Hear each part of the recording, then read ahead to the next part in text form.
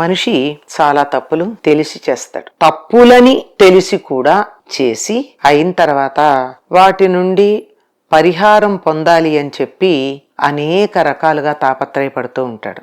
ఎన్నో రకాలుగా ఏదో దానాలని, ఇంకేవో జపాలు చేయించటం అని, ఈయన చెయ్యడు మళ్ళీ జపాలు చేయించటం అని, ఇంకేదన్నా ఏదో వెళ్ళి అక్కడ స్నానాలు చెయ్యండి, గంగా స్నానం చెయ్యండి, ఇంకేదో చెయ్యండి, ఇట్లా చేస్తే పాపాలు పోతాయి అని చెప్పి మనకి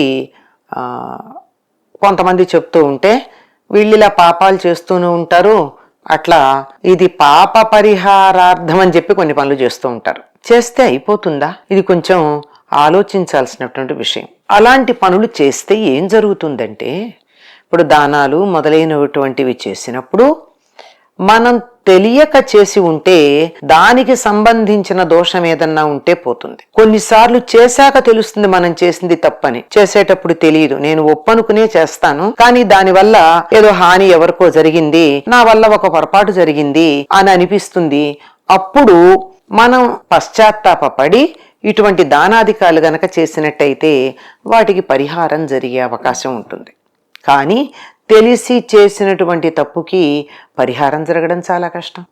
ఈ దానాలు అవి చేస్తే వాటి వల్ల ఎంత ఫలితం ఉంటుందని చెప్తారంటే, లేకపోలేదు, ఉందనే చెప్తారు, కానీ చాలా తక్కువ ఫలితం. ఎందుకు?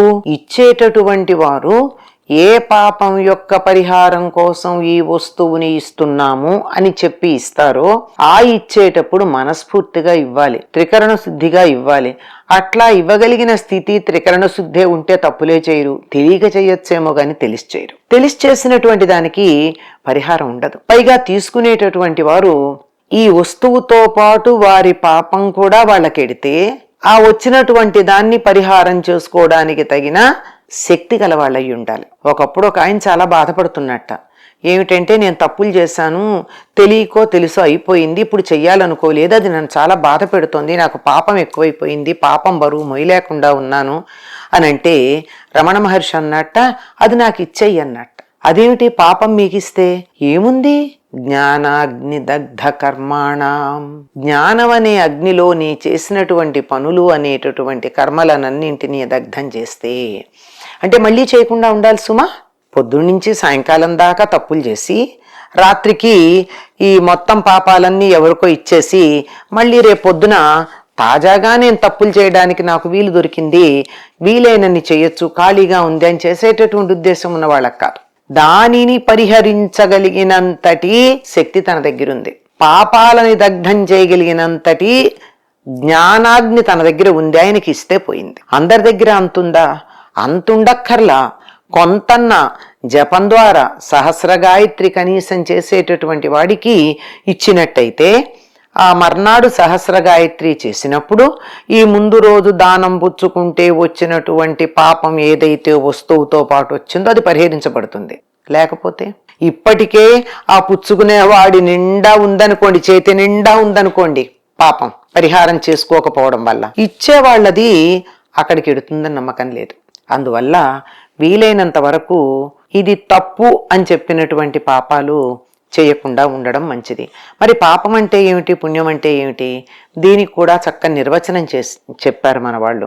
పరోపకారాయ పుణ్యం, పాపాయ పరపీడనం అని. అష్టాదశ పురాణసారం శ్లోకార్థేన ప్రవక్ష్యామి. 18 పురాణాల యొక్క సారాన్ని నేను శ్లోకంలో చెప్తున్నా.